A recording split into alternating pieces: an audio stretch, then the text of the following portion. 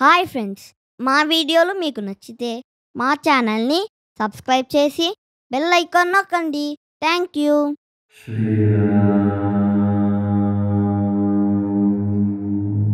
Hi friends, Sundarakanda 3వ భాగం మొదలు పెడతాం. ఇలా సముద్రం మీదుగా ఆకాశ మార్గాన ప్రయాణిస్తున్న హనుమంతుల వారు మైనాకుడితో మాట్లాడి సురసును దాటి సింహికను వధించి ముందుకు సాగారు. ఇలా నిర్విరామంగా సముద్రం మీదుగా దాదాపు 100 యోజనాలు ప్రయాణించిన హనుమంతుల వారు చివరకు సముద్రం అవతలి వడ్డుకు చేరారు. పరాక్రమవంతుల్లో శ్రేష్ఠుడు, ఎగరగలిగిన వారిలో ఉత్తముడైన హనుమంతుల వారు సముద్రాన్ని దాటి లంకకు చేరారు. అక్కడికి చేరిన హనుమంతుల వారు నలుదిక్కులా పరీక్షించి చూశారు. వారికక్కడ వృక్షాలతో నిండిన ఒక ప్రదేశం కనిపించింది. హనుమంతుల వారు ఆ ప్రదేశంలో దిగుతూ మలయా పర్వత ప్రాంతంలోని వనాలను పరీక్షించి చూడసాగారు. ఆ ప్రాంతంలో దిగుతూనే బుద్ధిశాలి, సదాలోచన సమర్థుడైన హనుమంతుల వారు ఇలా ఆలోచించసాగారు. నా ఈ పెద్ద శరీర వేగాన్ని చూస్తే రాక్షసులకు నేనెవరు, ఇక్కడేం చేస్తున్నాననే కుతూహలం, అనుమానాలు రావచ్చు అనుకుని హనుమంతుల వారు పర్వతం అంతటి తన శరీరాన్ని చిన్నదిగా చేశారు. హనుమంతుల వారు మహారూపాన్ని ఉపసంహరించి సహజ రూపం దాల్చారు. ఆ సూక్ష్మ రూపంలో సంచరిస్తూ చిన్న చిన్న శిఖరాల సమూహంలా కనిపిస్తూ మహావృక్షాలతో కప్పబడిన లంబ పర్వత శిఖరం మీదకు చేరారు స్వామి. ఇలా ఆ పర్వతానికి చేరిన హనుమంతుల వారు ఆ లంబ పర్వత శిఖరాన్ని ఆనుకుని ఉన్న లంకా నగరాన్ని చూశారు. ఆ లంబగిరి పర్వతాన్ని ఆనుకుని లంకా నగరం విస్తరించి ఉన్నది. లంకా నగరం అంతా రాక్షసులు, క్రూర మృగాలతో నిండి ఉన్నది. నల్లని పచ్చిక బిళ్ళు, సువాసన గుబాలించే పువ్వులు, పెద్ద పెద్ద శిలల పర్వతాలు కలిగిన అరణ్యాలలో స్వామి సంచరించారు. మహా తేజశాలి, వానర శ్రేష్ఠుడైన హనుమంతుల వారు చెట్లతో నిండిన కొండలు దాటి ముందుకు వెళ్ళసాగారు. హనుమంతుల వారు ఆ లంబగిరి పర్వతం మీద నిలబడి వనాలను, ఉద్యానవనాలను, పర్వతాన్ని ఆనుకుని ఉన్న లంకా నగరాన్ని గమనించసాగారు. ఆ అరణ్యమంతా సరళ వృక్షాలు, సొండుగోగు చెట్లు, చక్కగా పూసిన ఖర్జూరా చెట్లు, నిమ్మ, కొండమల్లె చెట్లు, మొగలి పొదలు, సువాసన వెదజల్లే పిప్పళ్ల చెట్లు, మంకెన, అరటి చెట్లు, సంచాన వృక్షాలు, పుష్పించిన గన్నేరు చెట్లతో నిండి ఉన్నది. అడివంతా హంసలు, తామరలు, కలువలతో నిండిన దిగుడు బావులు, అనేక మనోహరమైన ప్రదేశాలు, అన్ని ఋతువుల్లో పండ్లిచ్చే చెట్లు, పువ్వులతో శోభిల్లే పలు రకాల చెట్లు కలిగిన సుందర అరణ్యాలు, ఎన్నో తటాకాలు హనుమంతుల వారు చూశారు. హనుమంతుల వారు సుందరమైన రావణపాలిత ఆ లంకను చూశారు. ఆ నగరమంతా పద్మాలతోనూ కలువలతో నిండిన అగడ్తలు ఉన్నాయి. సీతామాతను అపహరించి శ్రీరాముల వారితో యుద్ధం అనివార్యమని తలచి రావణుడు శక్తివంతమైన ధనుసులు ధరించిన బలమైన రాక్షసులను లంకకు కాపలాగా ఉంచారు. ఆ నగరం చుట్టూ సువర్ణమయమైన ప్రాకారం ఉంది. గృహతుల్యములకు సమానమైన గృహాలతో ఆ నగర ప్రధాన వీధులు ఎత్తుగాను తెల్లగాను కనిపిస్తున్నాయి. వందలాది కోట బుర్జులతో, పతాక ధ్వజాలతో ఆ నగరం శోభయమానంగా కనిపిస్తున్నది. బంగారుమయమై చెక్కిన లతలు పంక్తులచే చిత్రంగా రూపుదిద్దుకున్న ముఖద్వారాలతో కూడినదై స్వర్ణలోకంలోని అమరావతిలాగా ఉన్న ఆ లంకను హనుమంతుల వారు గమనించారు. తెల్లని శుభకరాలైన భవనాలతో విశ్వకర్మ నిర్మితమైన రావణపాలిత లంకా నగరం ఆకాశంలో తేలిపోతున్నట్లు హనుమంతుల వారికి కానవచ్చింది. మట్టి గోడలు, శిలానిర్మిత ప్రాకారాలే జీవంగాను, అగడ్తల్లో ప్రవహిస్తున్న నీరే వస్త్రంగాను, శతఘ్నులు, శూలాలు కేశపాశాలుగాను, కోటబుర్జులే కర్ణభూషణములుగాను, ఒప్పారే స్త్రీలాగా ఊహా నిర్మితమా అన్నట్లు విశ్వకర్మ నిర్మిత ఆ లంకా నగరం ఉత్తర ద్వారం వద్దకు వెళ్లిన హనుమంతుల వారు ఇలా ఆలోచించసాగారు. కైలాస పర్వతంలాగా మహోన్నతంగా ఉన్న ఈ లంకా నగరం ఆకాశాన్ని తాకుతున్నట్లు ఉంది. ఈ నగరంలో భవనాలు అద్భుతంగా ఉన్నాయి. పాతాళంలోని భోగవతి నగరంలాగా భయంకరమైన రాక్షసులతో, సర్పాలతో నగరమంతా నిండి ఉంది. లంకా నగరం శోభ ఊహాతీతంగా కనిపిస్తున్నది. తేజోమయంగా వెలిగిపోతున్న ఈ నగరం పూర్వం కుబేరుడి నివాసంగా ఉంది. భయంకరమైన కోరలు ఉన్నవారు, శూలాలు, అడ్డకత్తులు ధరించిన వారు, భయంకరులైన రాక్షసులెందరో సర్పాలు గుహను రక్షించినట్లు లంకా నగరాన్ని రక్షిస్తున్నారు. అటువంటి లంకా నగరంలో ఏర్పాటు చేసిన రక్షణ, దాని చుట్టూ ఉన్న సముద్రాన్ని చూసి రావణుడు భయంకరమైన శత్రువు అని గ్రహించిన హనుమంతుల వారు ఇలా ఆలోచించసాగారు. వానర్లు ఇక్కడికి వచ్చిన ఫలితం కష్టం.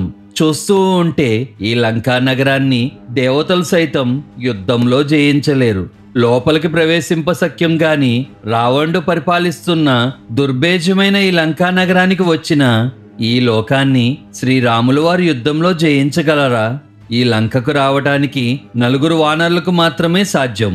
వారు వాలిపుత్రుడైన అంగదుడు, నీలుడు, ధీమంతుడు, మాకు రాజైన సుగ్రీవుడు, అలాగే నేను మాత్రమే ఇంత దూరం ఎగిరి ఇక్కడకు చేరగలం.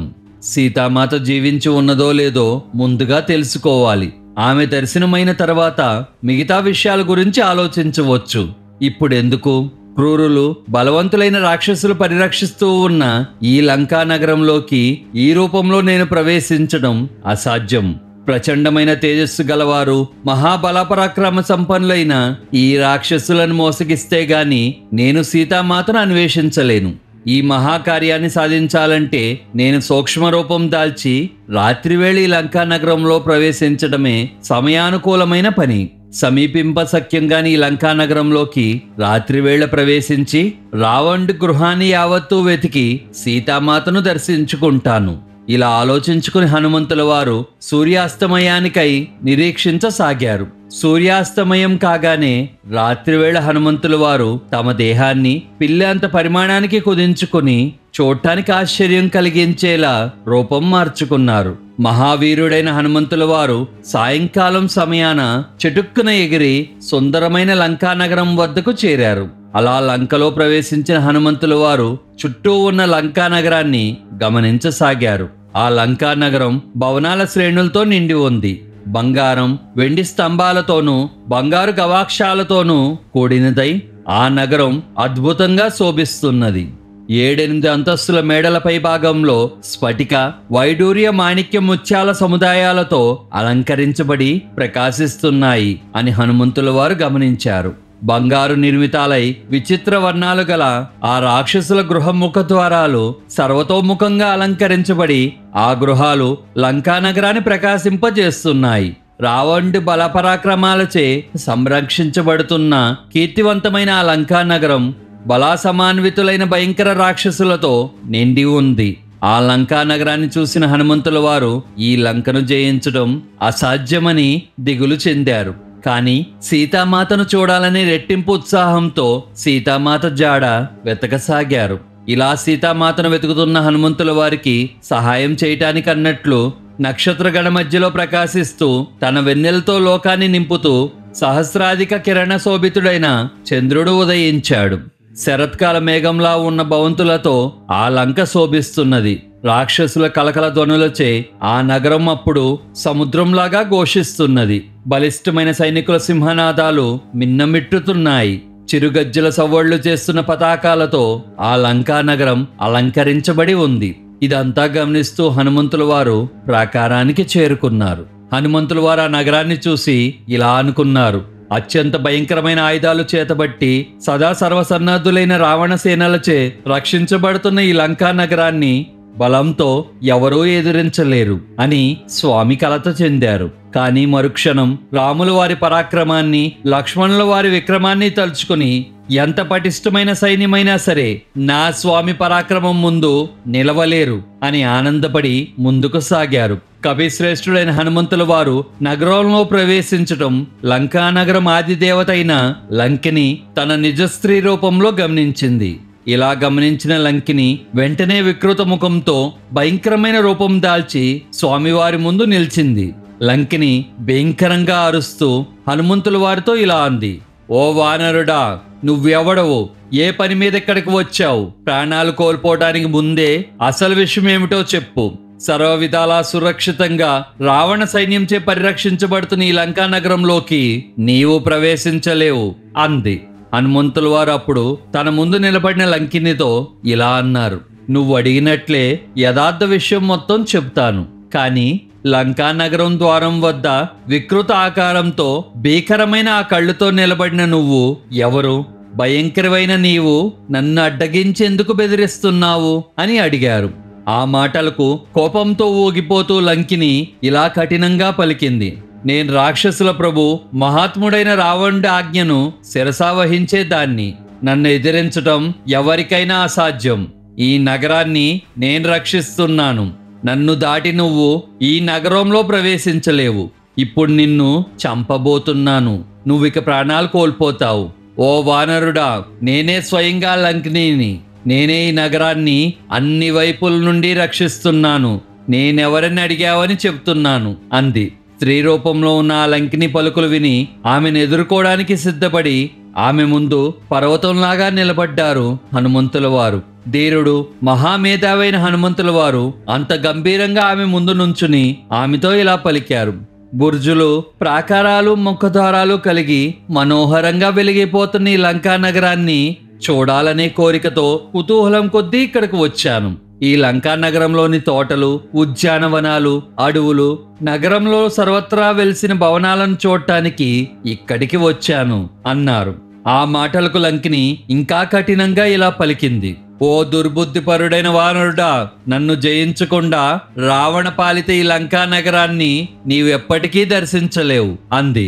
అందుకు హనుమంతుల వారు, ఓ మంగళప్రదమైన దానా, ఈ నగరాన్ని ఒక్కసారి దర్శించి వచ్చిన దాన్నే తిరిగి వెళ్ళిపోతాను అని నమ్మ పలికారు.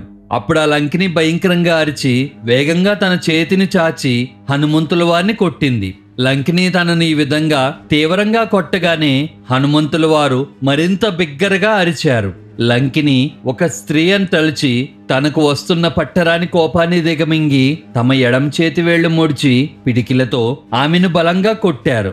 హనుమంతులు వారు తమ పూర్తి బలం వాడకపోయినప్పటికీ లంకిని రాక్షసి వెంటనే కిందపడి స్పృహ కోల్పోయింది. తేజశాలైన హనుమంతుల వారు ఆమె నేల మీద పడటం చూసి ఆమె పట్ల జాలిపడ్డారు. అప్పుడు కింద పడిన లంకిని ఎంతో భయపడి వినమ్రంగా గద్గద స్వరంతో స్వామివారితో ఇలా పలికింది. గొప్ప బాహువులు కలిగిన ఓ వానర శ్రేష్ఠుడా, కరుణించి నన్ను రక్షించు. సౌమ్య, నీ వంటి ధీరులు, మహాబలవంతులు స్త్రీలను చంపరాదనే నియమాన్ని ఉల్లంఘించకూడదు కదా. ఓ వానరా, సాక్షాత్ లంకా నగరాన్నే నేను. వీరుడు, మహాబలశాలైన నువ్వు పరాక్రమంతో నన్ను జయించావు. ఓ వానర శ్రేష్ఠుడా, పూర్వం బ్రహ్మదేవుడు నాకు అనుగ్రహించిన వరం గురించి నిజం చెప్తాను విను. ఏనాడు ఒక వానరుడు నిన్ను పరాక్రమంతో జయిస్తాడో ఆ రోజే రాక్షసులకు మూడిందని గ్రహించు అని నాతో బ్రహ్మదేవుడు గారు చెప్పారు. ఓ సౌమ్యుడా, నీ దర్శనం కలగడం వలన బ్రహ్మ సూచించిన సమయం ఇప్పుడు ఆసన్నమైందని గ్రహించాను. బ్రహ్మవాక్కు సత్యమే, దానికి తిరుగులేదు. సీత మూలంగా దురాత్ముడైన రావణుడికి, రాక్షసుల 50 మందికి వినాశకాలం ఆసన్నమైంది. ఓ వానర శ్రేష్ఠుడా, రావణుడు పాలించే ఈ లంకలో ప్రవేశించి ఏ కార్యాలు సాధించగోరావో వాటిని నిర్వర్తించుకో. ఓ వానరేంద్రుడా, రావణుడు పాలిస్తున్న ఈ మంగళకరమైన లంకా నగరానికి శాపం తగిలింది. అటువంటి నగరాన్ని యథేచ్ఛగా ప్రవేశించు. ఆనందంగా సర్వత్రా సంచరించు. పతివ్రతమ్మ తల్లైన సీతామాతను వెతుకు అని పలికింది.